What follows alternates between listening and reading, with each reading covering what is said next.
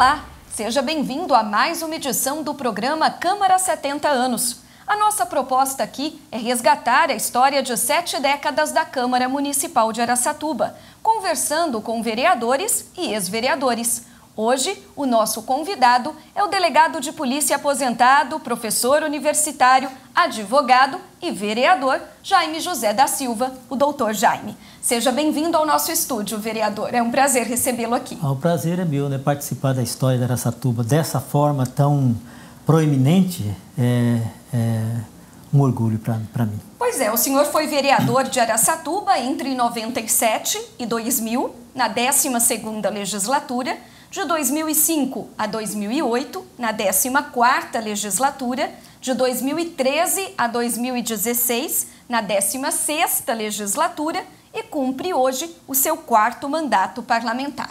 Antes de mais nada, doutor Jaime, o que despertou o seu interesse para o Poder Legislativo? Primeiro, me interessei pela política intuitivamente. Não tinha assim um conhecimento nem mesmo básico do que seria política.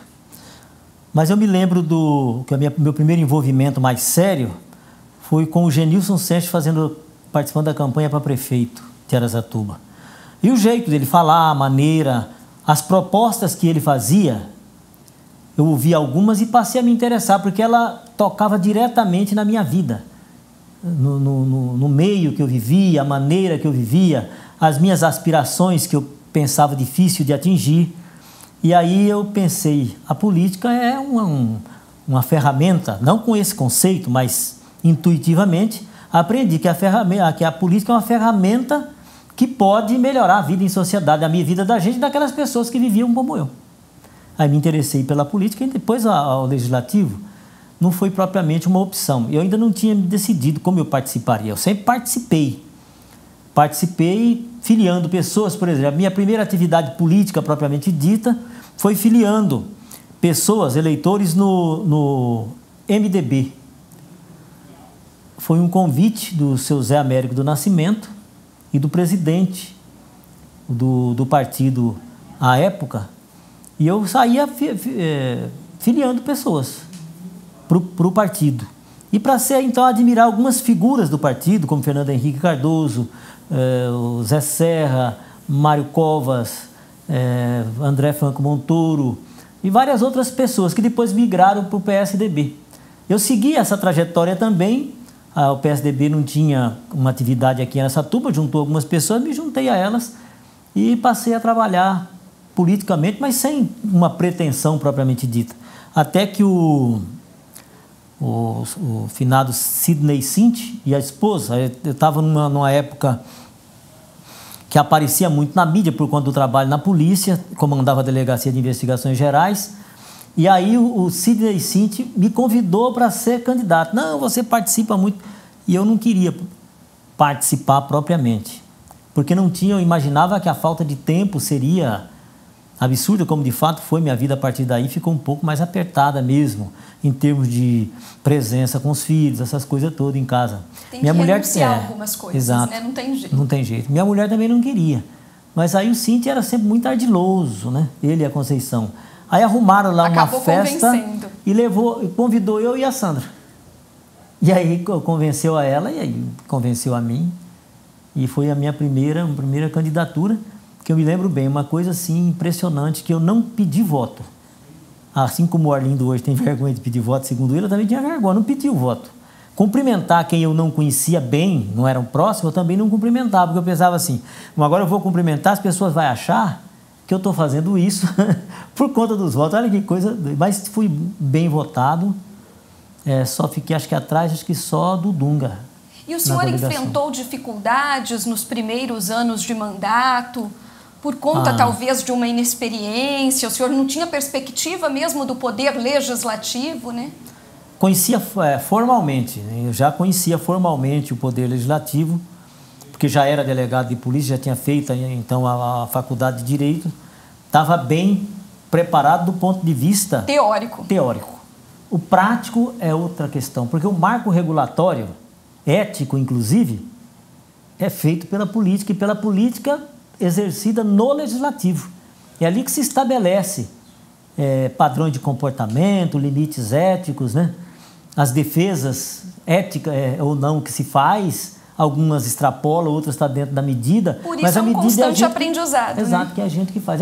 Foi muito difícil para mim, porque eu imaginava assim, ó, se eu faço o meu trabalho, aí já vinha uma questão de orgulho, e a política me ajudou muito nisso, a diminuir um pouco, claro que preciso mais ainda, né?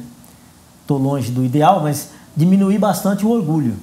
Eu era muito impositivo, porque essa é a atitude que a gente tinha, e aprendi, inclusive, na academia, de muito tempo, que você tem que tomar uma postura de domínio do fato, ou seja, você tem que dominar a questão, impor, determinar, exigir o cumprimento. Quando vim para a Câmara, além do comprometimento que eu sempre tive, e essa é uma das coisas que eu me orgulho, talvez uma das poucas coisas boas que eu tenho no meu perfil é esse, é de estar comprometido com o que eu faço. Eu estou fazendo, se eu assumir a responsabilidade, tenho que fazer bem feito, o máximo possível. E aí isso me impedia de um relacionamento mais leve. Eu me lembro que o Dr. Nelson Reis Alves dizia assim para mim, você precisa ter um pouco mais de leveza, isso aqui não é a delegacia. Porque eu queria que as coisas acontecessem a partir de mim, mandando. Quando isso não é possível na seara política. O senhor mencionou o Nelson Reis Alves, né? Quando o senhor se tornou vereador lá em 1997, quem eram os seus colegas de bancada? Como era a Câmara de Araçatuba? A própria cidade, né? Os principais problemas, as principais demandas, o que gerava mais discussão por aqui? Bom, vou começar pelo fim. O que gera discussão, o que gerava é o que gera hoje, né? Não mudou muita coisa. Não mudou muita coisa, porque nós não avançamos tanto também. Avançamos muito lentamente nessas áreas que são prioritárias. Saúde, educação, segurança e infraestrutura, que acaba refletindo na saúde e na educação, e vice-versa. Essas são questões que nós precisamos equacionar com um pouco mais de presteza, né? Temos que encontrar um caminho, não sei como. Sei que tem desvios, recursos que se perde aqui ou ali, mas nós vamos ter que equacionar isso. A infraestrutura precisa estar bem pronta, presente, de uma forma bem prática, para que as pessoas possam se entender melhor no aglomerado, que é a cidade. Nós ainda estamos com aquelas ideias do campo, está muito atrasado, precisamos resolver isso. Precisamos resolver a questão da saúde, da segurança, que banalizou demais da conta. Parece comum ver presos tomando conta de presídio, se comunicando como se não tivesse preso, dando ordem, matando, roubando, enfim, tá um absurdo. E isso a gente precisa entender que qualquer estado ou qualquer país minimamente civilizado consegue melhorar isso. Nós estamos no fim do mundo nessa área. Perdendo Talvez o controle da situação. A pior área hoje é a segurança pública. Até por conta do desleixo, do descaso, da ignorância. Está sendo ignorado. O pessoal quer só números para apresentar. Agora, na época da política, aparece uma porção falando sobre segurança, mas não entende de segurança. A maioria deles, políticos, não sabe o que acontece. Não conversam com quem sabe, porque sabe que entendem que eu sei que é difícil equacionar, mas nós precisamos avançar um pouco, melhorar nessa área. E a educação, por fim, porque é primeiro e por isso deixei por último, porque a educação vai resolver todos os nossos problemas. É a base. Se a gente parar tudo e aplicar tudo em educação, nós vamos conseguir, em um médio espaço de tempo, resolver a segurança e resolver a saúde também. Falamos da cidade e a Câmara no final ali da década de 90, né, em 1997. Aí eu tenho que render as minhas homenagens ao senhor Antônio Edivaldo Dunga Costa. Um cara visionário, né? Sempre foi. Estudou comigo, eu vi aquele cara assim, meio diferente, meio diferentão, também policial, né? Exato, também policial. E a Lena cuidando dele desde aquele tempo, ficava observando, né? Os dois. E o Dunga mudou. O estágio da Câmara, que era quase nada, não tinha uma estrutura que pudesse se impor, então ficava muito a reboque do Executivo, alguns sempre tentando, tinha autonomia, outros não, e eu percebi no começo do mandato que a atividade na vereança era algo assim, despretensioso, ligado a festa, alguns projetos de lei sem pretensão, os mais significativos vinham sempre do Executivo, pouca discussão sobre os interesses propriamente ditos, né? E a coisa seguia assim, um grupo de lá, um grupo de cá, com uma proposta muito clara de um embarrear o outro, né? Buscando esse era o principal objetivo. O principal objetivo, que é um absurdo na minha concepção. E, né, com isso você barrava o desenvolvimento da cidade. Da cidade, que ficou travado por muito tempo nessa briga Venturoli, Cuiabano, e depois se estendeu um pouquinho mais ainda. Mas, enfim, o Dunga, com a possibilidade de uma comunicação mais forte, mais presente e profissional, ele transformou o poder de fogo da Câmara. Não ficamos mais refém. A TV Câmara, a Rádio Câmara, o meio de comunicação avançou de uma maneira significativa. Não com aquela coisa assim, mambembe, mas algo profissional. Eu me lembro de uns programas que se fazia no auditório, porque ele transformou as galerias de onde o pessoal se transformou em um auditório. Aquilo é um auditório. Até hoje não se usa mais como um auditório, é uma pena, mas é um auditório. E eu me lembro de uns programas ali muito interessantes, e o Dunga que encaminhou tudo isso, ficou acho que 4, 5 vezes presidente, se não me engano, com todo o mérito, se impunha muito. Eu me lembro ele questionando o Executivo, principalmente em particular, questionando sobre a necessidade de dar sustentação para a Câmara, porque algumas vezes faltava inclusive o repasse de recursos, que é obrigatório, não é? E aí ficava naquele compadrio, dificultando a passagem, e ele questionava, exigia.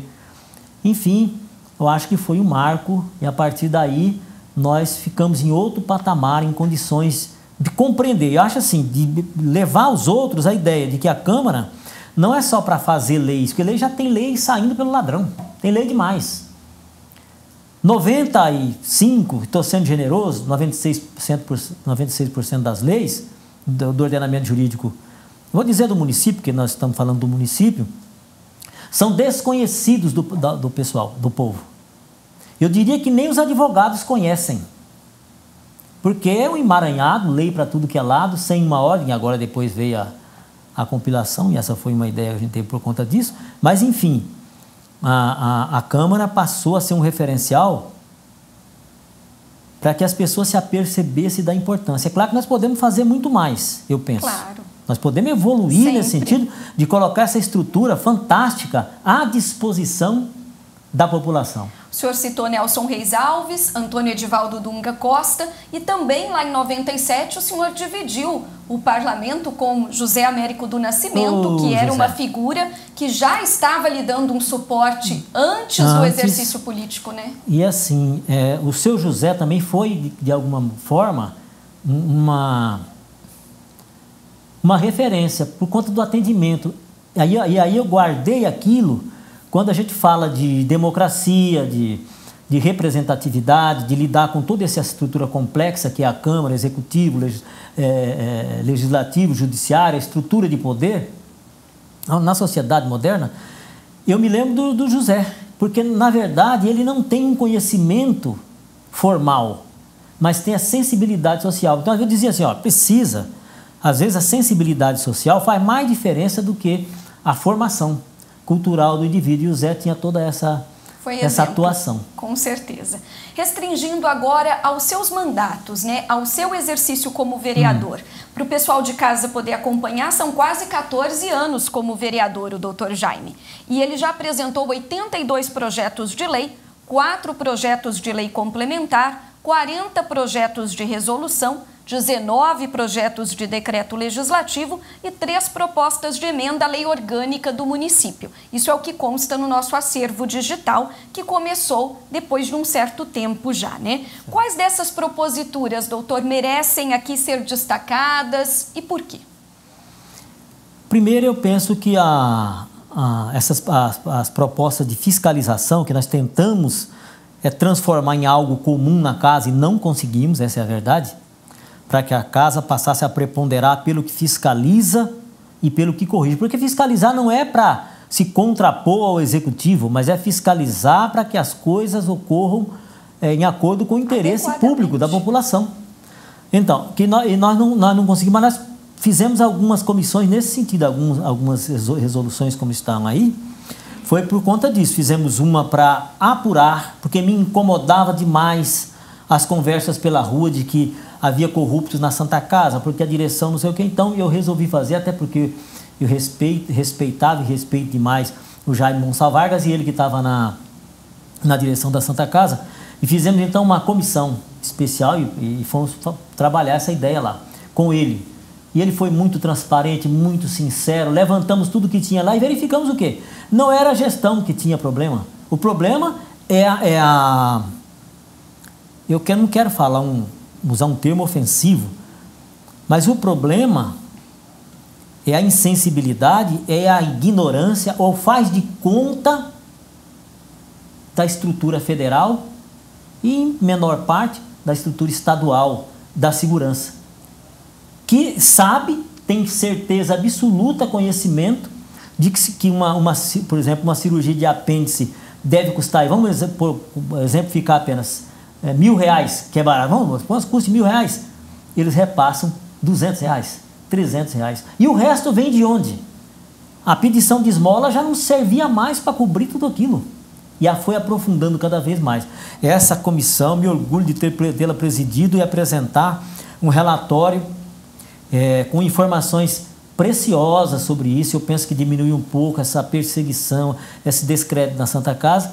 E depois fizemos uma também para corrigir algumas distorções na gestão da FEA, que parecia um órgão assim sem necessidade de prestar conta e tal, etc.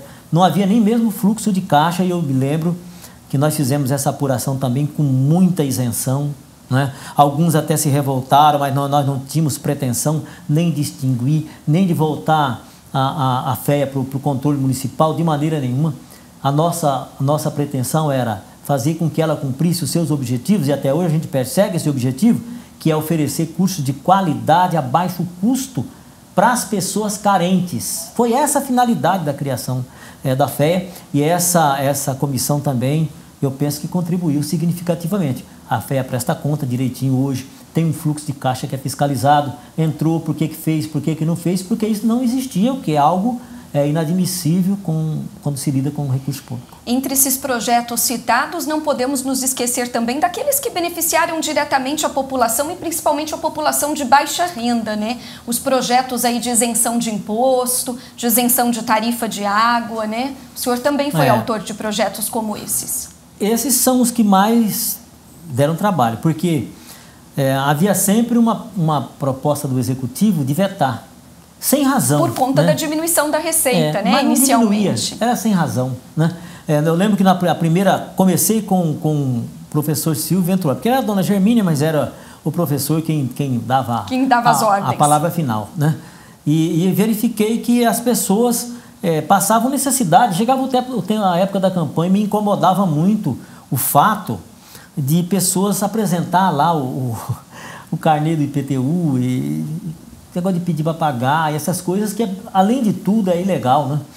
E eu pensei, isso não pode, porque se a pessoa olhava a casa da pessoa, e às vezes a gente até depois que saía de lá mandava alguém tomar providência, porque é um desastre. Tinha lá uma vela acesa porque está cortada a energia, não tinha água, tinha que pegar do vizinho, alguma coisa assim. Mas como é que alguém que está vivendo nessas condições ser obrigada a pagar o IPTU, né?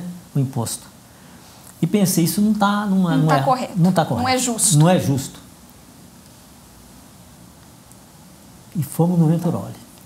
O prefeito, normalmente, quem faz a gestão, normalmente é mais seguro. É como em casa, a mulher tende um pouquinho mais, não sei o que. Ele vai segurar as rédeas. A mulher tende um pouquinho mais a tentar esticar um pouco, gastar um pouquinho mais, mas isso pode, mas o marido está sempre ali segurando um pouco, né, daquilo que é ele que ganha, e o da mulher ele deixa mais solto um pouco, mais reserva, porque se tiver um contratempo ele tem que suprir. E eu compreendo essa atitude, mas a gente tem que trabalhar no convencimento. E o Venturoli falou, de jeito nenhum, vou te mostrar aqui quanto isso representa. Mostrou. Mas aquilo não me convenceu. Fui no departamento jurídico. Pedi para ele selecionar os processos. Aí teve uma certa confusão, daqui e dali. Eu disse, se não fizer por bem, eu quero que você... Porque é um direito meu como vereador, eu quero saber. Se você não fizer por bem, eu vou fazer um requerimento e vou discursar sobre. Aí fizeram, a dona Gemini entrou pelo meio, não, entrega. Qual o problema de entregar para ele? Entrega para ele o que ele quer ver. Entregou. E nós separamos e eu vi que não recebia nada. Há mais de 15 anos, nem um tostão. Tinha uma sala como essa, eu posso dizer que maior que essa, que ia quase até a metade da parede daqueles processos jogados pelo chão. Não recebia um centavo. Não recebia e não ia receber. Já estava passando necessidade, ia morrer de fome para pagar o IPTU? Não ia. Dali eu extraí uma ideia, um parâmetro jurídico para argumentar. Aguardando já o questionamento. Fizemos a lei, conseguimos aprovar a isenção, aí vetou, foi para o tribunal, nós ganhamos no tribunal com base nesse raciocínio, não é? Porque tinha lá um parâmetro obrigando a pagar. Todo proprietário de imóvel urbano é obrigado a pagar o IPTU. Né? A hipótese de incidência estava ali perfeita, casada com o texto legal. Tem que pagar. Mas aí nós buscamos na Constituição, né, o princípio da capacidade contributiva. Todo que tem imóvel é obrigado a pagar, se puder. Não é? E aí nós conseguimos. A lei voltou e entrou em vigência. E a partir daí ficamos mais atentos a essas questões, como algumas atividades que vivem da esmola, como as igrejas. Né? Ah, vai isentar a igreja. Tem alguns que geram descrédito, mas a maioria presta serviço. Uns de maior qualidade, outros de menor qualidade, outros de pouca qualidade. Mas ainda assim presta serviço. Isso está comprovado por levantamentos de cientistas da área sociológica que levantam tudo isso. O sujeito deixa menos de ir no boteco, cuida mais da família, é importante. Compartilha com o Estado a obrigação de ordenar a vida em sociedade. Nós precisamos fornecer um alívio. E aí, então conseguimos. E aí a área da saúde. Fizemos a isenção de água e esgoto para as igrejas, para os hospitais, para as instituições de caridade, para que elas pudessem cumprir melhor a sua função. E não podemos nos esquecer do trabalho que foi protagonizado pelo senhor aqui na casa, que é o da compilação da nossa legislação municipal, de todo o nosso ordenamento jurídico, né? O senhor conseguiu, enfim, cumprir essa missão? Essa missão, ela vai durar enquanto eu for... Ela continua, né? Ela continua enquanto eu for vereador. E depois que for vereador, ela vai continuar em um outro aspecto, porque eu pretendo aproveitar essa experiência prática, fática, para desenvolver alguns textos jurídicos sobre essa questão do legislar para o nada. O legislador precisa ter consciência do que ele faz. Entupir o ordenamento jurídico com coisas que não têm sentido, que não servem para nada, atrapalha a vida em sociedade e custa dinheiro. Não é? Quanto é que custa? Os funcionários que precisam pagar esse volume de leis é absurdo. E para produzir isso, que mais da metade é lixo, nós temos ainda que pagar. Então, foi pensando nisso que nós montamos essa estrutura, que é inédita. Eu não vi ainda em lugar nenhum do Brasil. No exterior eu não digo que nunca pesquisei, mas no Brasil não tem nenhum. Para esclarecer o nosso telespectador, na verdade a ideia do senhor é agrupar todas as leis por temas, né, para facilitar o acesso. Para além de agrupar. Então, a compilação, de um modo geral, ela agrupa. No nosso caso, nós precisamos fazer a votação de novo, porque nós não só agrupamos, nós transformamos os textos. Então, reeditamos os textos legais, de maneira a uma lei só, dispor só uma lei sobre o idoso, por exemplo, direitos do idoso. Assim acaba-se com as leis repetitivas.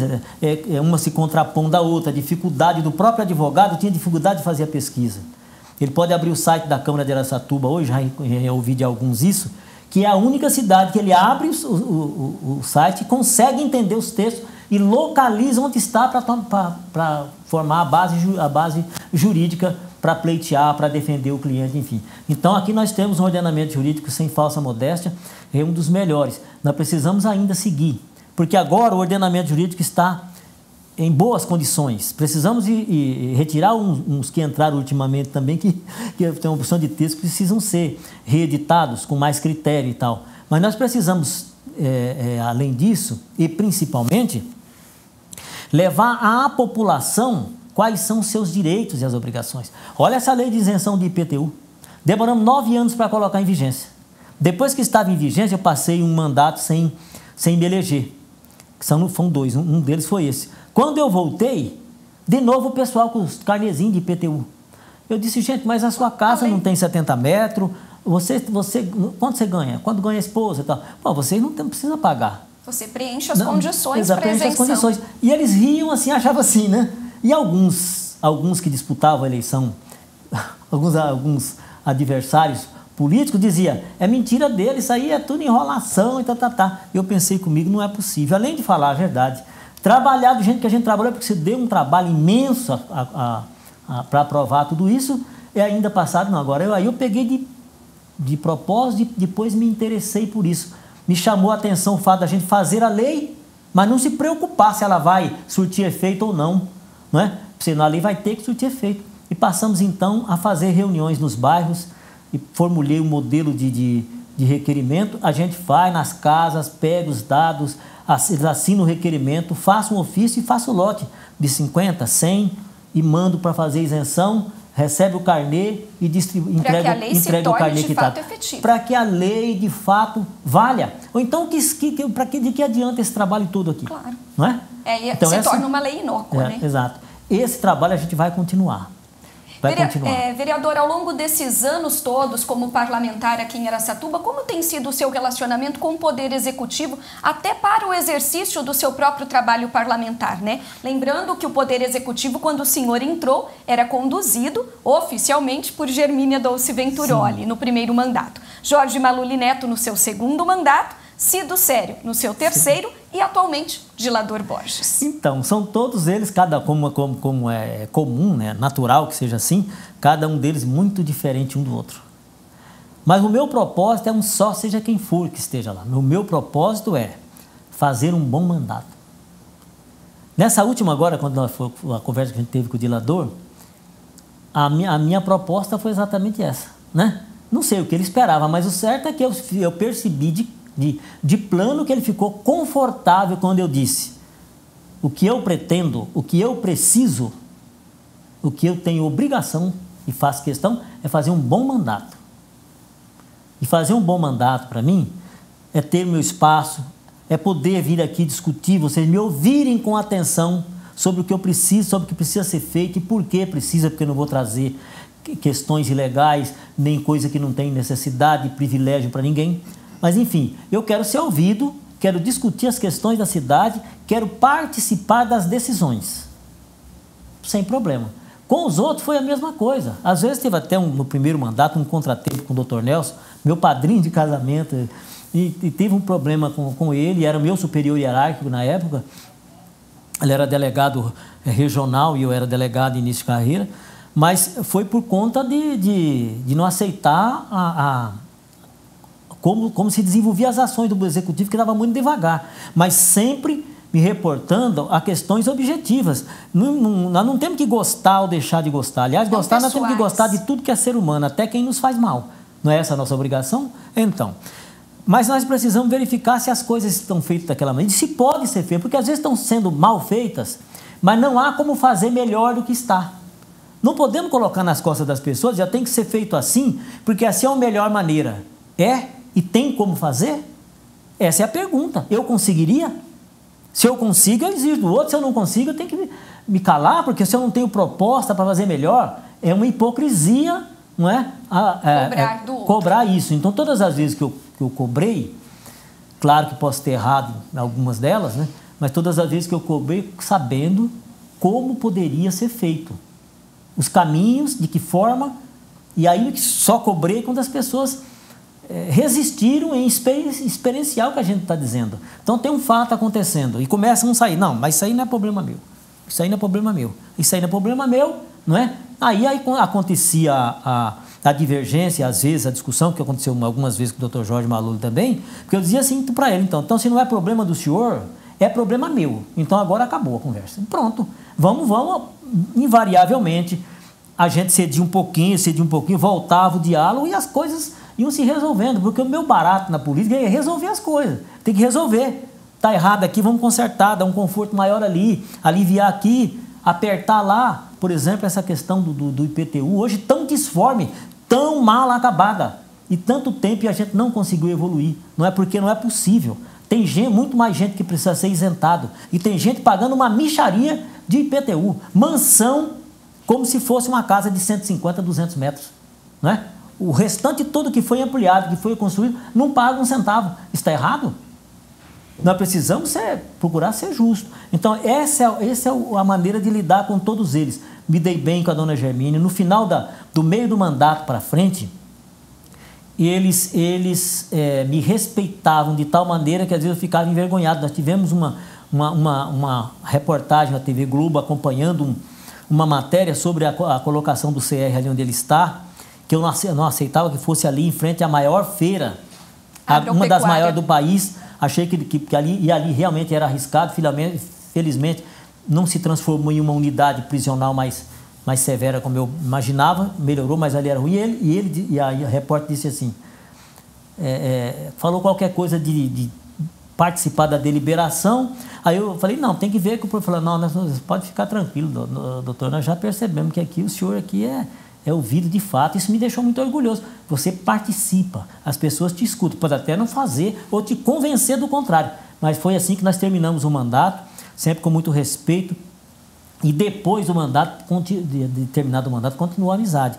Com o doutor Jorge, foi a mesma coisa. Uma boa parte debandou ou abandonou, mas nós continuamos. Não é que dizer que ele fez tudo certo. Isso que ele fez errado não foi com a minha aceitação. A sua anuência. Não foi com a minha anuência. Nós discutimos, nós questionamos, ficamos sem conversar algumas vezes por conta do erro. Né? Mas não foi, mas ele fez outras coisas importantíssimas para Araçatuba, recolocou Araçatuba no mapa aqui de liderança regional, fez coisas importantes, como a retirada dos trilhos daqui do centro, que tem que render homenagem também ao doutor Domingos, que ele participou, mas o dinheiro quem conseguiu foi o Jorge Maluri, que conversava com todo mundo nesse país, ele tinha acesso a pessoas importantíssimas. Como ele mesmo dizia, sabia o caminho das pedras. Sabia. E a água que trouxe lá do Tietê, não é? E com o Cido Sério, entrei meio apreensivo, fui um crítico do PT durante muito tempo, né? Mas não era do PT propriamente, era de algumas coisas que surgiam, de algumas ideias que eu não concordava, que depois o partido eles foram melhorando nesse aspecto. E eu tinha essa preocupação, mas o Cido era meu amigo de infância, a Cidinha também. E aí eu não ia mais disputar a eleição, eu pretendia, a minha ideia na política era montar um partido que, com a confiança da direção estadual e federal, para eu tomar conta desse partido, encaminhar as pessoas de bem nesse partido e montar uma fonte de poder político. Mas aí o Cido insistiu, me conversou e eu disse para ele, mas vai ficar sempre o eles e nós lá dentro do partido. O seu partido falou, não, o problema é comigo, eu que estou chamando. E assim, ele participou muito da minha eleição, me ajudou muito na primeira eleição. E nós também seguimos por caminhos juntos ali, no que era bom, e fez muitas coisas boas também para a cidade, e eu tenho orgulho de ter participado de algumas delas. E hoje o senhor é o líder do governo municipal aqui na Câmara, essa eu não esperava. Essa posição, essa função é a primeira vez que está sendo exercida? Com os anteriores também houve essa oportunidade? Não, nas anteriores eu fiquei, como até de certa forma eu pretendia nessa também, eu fiquei assim, ajudando nas outras, né? Mas não foi oficialmente declarado? Não foi, né? Eu falei, me deixa aí, eu ajudo, faça a defesa do que for correto, né? Agora nessa, o dilador me convidou, e vou deixar claro que não é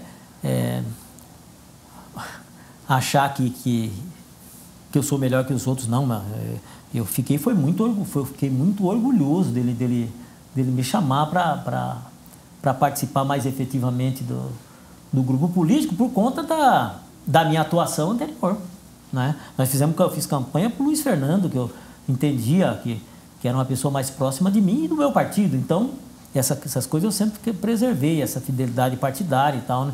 Penso que a gente, para ter confiança, precisa atuar para que as pessoas confiem. E aí, no comecinho a gente foi devagar, aqui e ali. Hoje eu tenho uma afinidade com ele. Ele me convida para ir na casa dele, ele me convida para as festas, né? A esposa da Delmerce também tem um bom diálogo. Já criou um vínculo de amizade. Um vínculo de amizade, o que interessa para a cidade é isso. Nós não podemos ficar buscando adversário, não temos que buscar o compartilhamento. Porque aí você tira a guerra e no lugar da guerra põe a paz, né? E com a paz vem a evolução, vem a prosperidade. Doutor, o senhor foi um dos vereadores do centenário de Araçatuba, né? Em 2008, Araçatuba completou 100 anos de fundação e o senhor era vereador aqui da casa. Graças a Deus. Quais as memórias que o senhor conserva desse ano, que foi histórico em vários sentidos, né? Por várias razões.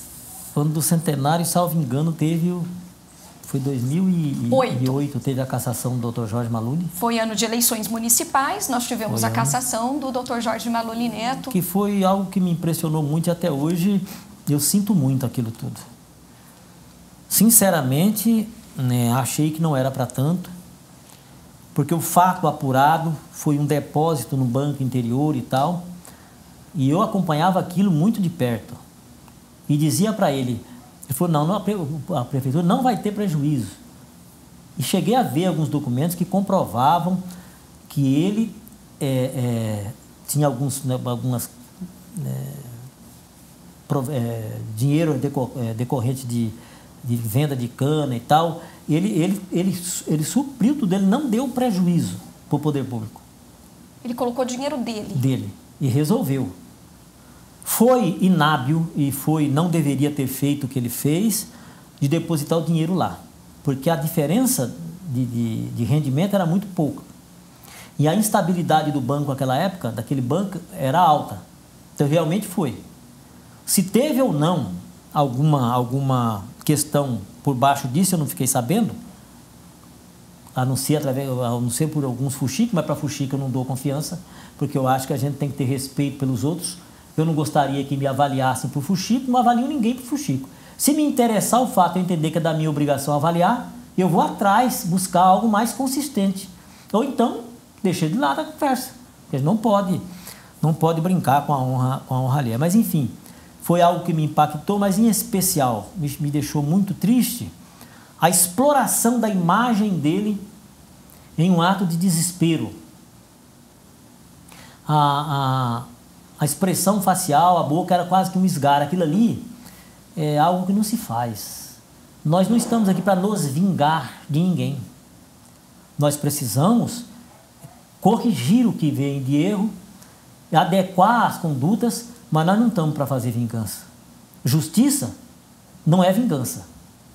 Justiça é trazer para o normal, para aquilo que é razoável, que é aceitável. Porque a justiça nos moldes divinos, ninguém pode pensar que vai acontecer. Não vai.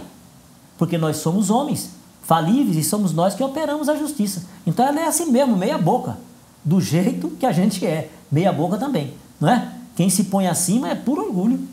Porque na verdade não existe nenhum homem na terra que ainda possa se dizer assim. Nenhum. E olha que tem pessoas importantes em termos de santidade. Mas nenhum pode dizer, estou isento. Não, todos nós temos débitos e precisamos entender que a gente erra, que nós somos falíveis, que nós não percebemos às vezes o erro, mas erramos. Enfim, eu acho que foi exagerado e houve um outro fato, se não me engano, teve o do Rio Tietê, foi... 2008 também, no final da gestão dele, da doutora do Rio Tietê, a inauguração, o banho de Jorge Maluli Neto, aquilo foi, né? O pessoal achou exagerado, eu achei pouco. Porque eu aguardava até pouco tempo o nome dos deputados. Ele conseguiu juntar bem mais de uma dezena de deputados, cada um com emendas milionárias, para fazer aquilo que dizia, isso é extravagância. Hoje nós temos uma autonomia em água. O primeiro, e ele dizia isso para a gente, olha que visão futurista, ele dizia assim, nós vamos precisar de água para cuidar dos bairros de Birigui que vão ligar conosco. Olha aí, ó. Vai sair o primeiro agora. De onde quem vai fornecer a água? A Samar. Pode fornecer tranquilamente. Visão futurista mesmo. Porque tem água à vontade, porque vem do Rio Tietê. Falamos de fatos marcantes em 2008 e em 2013 e 2014, durante o seu terceiro mandato, o fato marcante na sua trajetória política foi a presidência da mesa diretora. Como presidente do Legislativo, doutor Jaime, quais foram os destaques da sua gestão? Primeiro eu procurei respeitar o Poder Legislativo e me esforcei como nunca para que o Poder Legislativo fosse visto por dentro. E uma visão assim, ali se faz coisas sérias. Era isso que eu dizia para o pessoal. Era isso que nós cansamos de dizer, vocês devem ter participado de várias reuniões, porque eu dizia assim, não é o tribunal que quer. Não, porque não sei o que é o Tribunal de Contas. Eu sei que algumas pessoas ligadas ao tribunal ficaram chateadas. Não é um demérito ao tribunal, mas é assim, isso é obrigação nossa. As coisas precisam ser certas, corretas, vamos fazer tudo aqui corretamente, porque essa é a nossa obrigação, não é o tribunal que quer, somos nós que queremos e temos que querer que fosse assim. Se eu procurei corrigir até o pingo d'água que ficava caindo desnecessariamente, passar e ver, chamar a pessoa, ó, corrija aquilo ali porque está entrando água. Aqui mesmo na casa vocês tiveram equipamentos caríssimos entrando água por um lugar que parece, não, isso aqui tem que ter fim. E alguns de vocês, não me lembro quem, me disse assim, faz anos que isso está assim. Né? Isso eu penso que não é aceitável do ponto de vista da gestão. Se eu estou comprometido, se eu me dispus a me candidatar e a concorrer à presidência, a assumir o cargo, eu tenho que assumir as consequências. Eu fiz muito pouco, aspas, para mim durante os 2 anos. Eu trabalhei para casa. Para casa, as reuniões eram para casa, as visitas que fazia eram para casa. Não era eleitorado meu, nada. Doutor Jaime, equacionar a quantidade de cargos comissionados aqui na Câmara foi o seu principal desafio à frente do Poder Legislativo? Não consegui resolver. Mas, Suzy, teve uma interferência, inclusive judiciária, né? O Poder Judiciário aí exigiu algumas reformas, né? Exatamente. Mas se eu tivesse... Vocês tiveram, não sei quem, mas algum de vocês aqui da TV Câmara, tiveram comigo no gabinete da presidência. Quando a gente chamou um por um dos vereadores. Um por um. Para falar no microfone. Como é que a gente vai resolver isso? Esse número de assessores, que se não me engano eram 6, por gabinete. Porque é um marco regulatório. E eu não faço sozinho. Aliás, o projeto de lei não poderia eu fazer.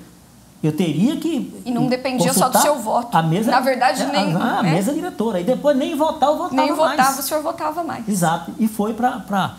Então, e todos disseram, alguns que eu nem esperava que fosse tão enfático, foram enfáticos. E eu guardo o texto até hoje. Dos 2 mais assim...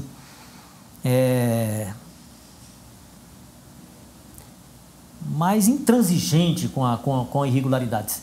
Que disse assim... Sem os assessores eu não consigo fazer um mandato adequado. Nós somos em pouco número de vereadores, são só 12, é difícil. Eu preciso dos assessores. Não concordo com a extinção. Os 11. Porque aquela primeira reunião, o que é que eu pretendia? Conversar com eles e atender essas pontuações que vinham do tribunal. Ué, então, não adianta. Votação expressa, pública, né? Isso me frustrou um pouco. Porque, na verdade, a única questão que eu respondo até hoje são essas. De uma lei como presidente do Legislativo. De uma lei que eu não fiz, de uma lei que eu não votei e dos cargos que não fui eu que criei. Porque, na verdade, quando nós saímos em 2008, eu disse para o Dunga, é muito cargo de confiança. E se você quiser, não sei a motivação dele, porque eu não perguntei e também não é da minha conta, né? A minha motivação era, vamos deixar isso preparado para quem entrar em condições de enxugar. Já estava enxuto, nós fizemos.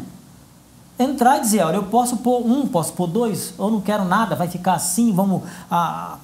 os cargos de confiança da própria casa resolve e tal. Bem, extinguiram 48 cargos. Estava na mesa diretora como vice-presidente, mandamos essa questão para lá. Voltei em 2013 e encontrei todos eles e mais alguns novamente. Pensei comigo, mas... E agora?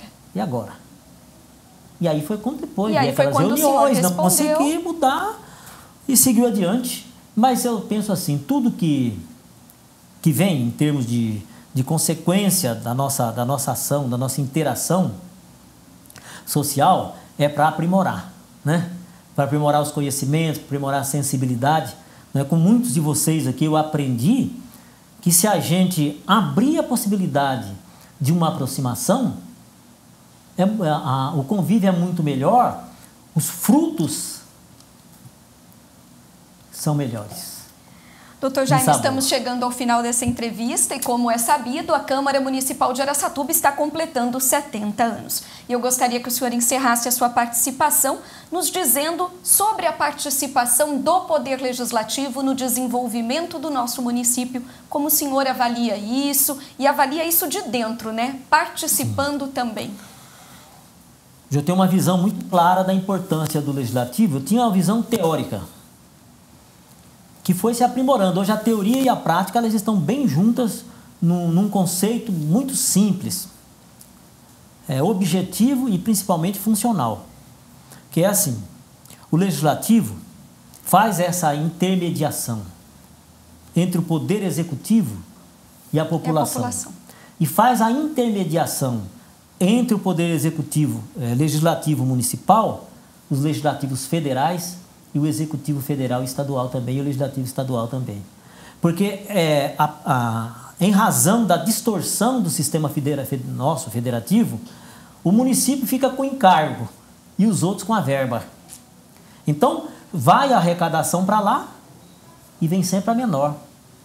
Hoje foram sacrificados inúmeros prefeitos, inúmeros gestores, porque o judiciário não vai lá, por exemplo, no governador do estado, mandar prendê-lo porque ele diz que não tem dinheiro para comprar um remédio.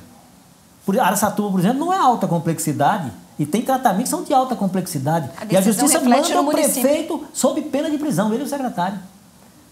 Essa distorção é corrigida, às vezes, na intermediação. E aí a gente diz isso, o pessoal fala, mas isso nesses últimos, em todos os nossos mandatos, nós tivemos essa possibilidade. Desde que a gente guarde alguma lealdade, inclusive, do ponto de vista de não usufruir de verba ou de dinheiro do deputado, do senador, do deputado estadual, né, do governador. Já conversei com o presidente da República, como por exemplo Fernando Henrique, colocar algumas coisas que a gente precisava e no fim acabou vindo. Conversei com Mário Covas, conversei com o Franco Montoro, conversei com o Alckmin, inserido por conta dos votos que me deram a oportunidade de colocar questões da segurança pública, várias delas, e verba para a nossa cidade, mas principalmente com os deputados, em especial o deputado Roque Barbieri. São, só para a Santa Casa, 2 milhões e 500. E foi assim, uma coisa que me deixou desesperado, vamos dizer assim, porque alguém de lá, com conhecimento, disse para mim, olha, se esse aparelho de hemodinâmica, ele vem falhando, se ele falhar por um período, 1 minuto a mais e não voltar... São vidas perdidas. Como resolve? Ele falou, precisa de 2 milhões e pouco para resolver. E Meu aí Deus, entra a onde é que a gente Câmara, vai buscar? Mas nem pensar. entra o Poder Legislativo, né? Foram lá no deputado que a gente pede voto aqui, né, o Roque Barbieri. E no começo eu não... O Carlinho que foi, né, que é o provedor. E eu imaginei que aquilo não seria possível, porque ele já tinha arrumado um pouco de dinheiro, nos outros mandatos também, mas em especial nesse, estamos falando desse, em torno de 2 milhões e pouco já tinha vindo. Eu falei, de onde ele vai tirar, né? Mas ele deu a seguinte resposta para o provedor: isso é importante, vou arrumar, e eu tenho voto em Araçatuba, eu vou arrumar, em 10 dias, 15 dias no máximo, a gente vai dar um jeito nisso. E retornou 15 dias depois com o dinheiro. Então, o Poder Legislativo pode, se quiser. Nós não podemos ficar inerte, achando que a gente está aqui para seguir alguns, ou para fazer lei só. Não, nós estamos aqui para ajudar na condução dos destinos da nossa cidade. E o Legislativo pode exercer bem esse trabalho. Vocês são protagonistas, né, doutor Jaime? Eu espero que o senhor tenha gostado de participar dessa entrevista, porque para nós foi muito gratificante e com certeza contribuiu e muito para o resgate da história da Câmara e, consequentemente, da nossa cidade de Araçatuba. Obrigada pela presença. Eu gostei muito, eu é que agradeço, eu gostei demais, eu gosto sempre de estar aqui na TV Câmara. Assim, sem exagero, vocês são profissionais mesmo, de alto nível. E aqui a conversa segue muito leal. Há uma oportunidade da gente passar para as pessoas, de verdade, o que está sentindo, o que pretende com as colocações, enfim. Eu que estou muito feliz de poder participar do aniversário de 70 anos dessa casa, que é a Casa do Povo de Araçatuba. Obrigada, Dr. Jaime, e obrigada a você de casa pela audiência. O programa Câmara 70 anos, com a participação do vereador Dr. Jaime, fica por aqui. Até a próxima semana.